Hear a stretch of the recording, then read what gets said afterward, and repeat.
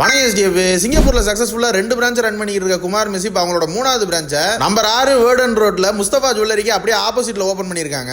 நிஜமாதான் சொல்றியா? அதே ஒரு தரமான இன்டீரியரோட சூப்பரான லொகேஷன்ல ஓபன் பண்ணிருக்காங்க.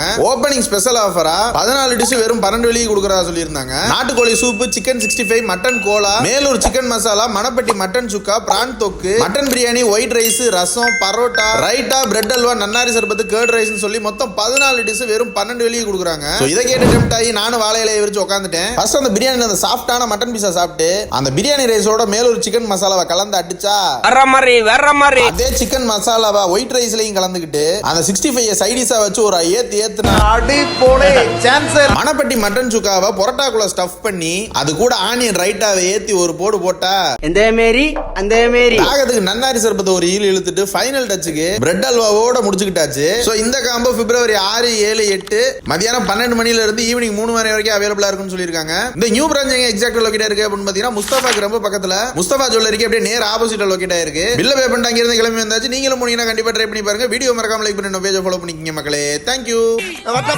அடுத்த பஞ்சாயத்துல மீட் பண்ணுவோம்.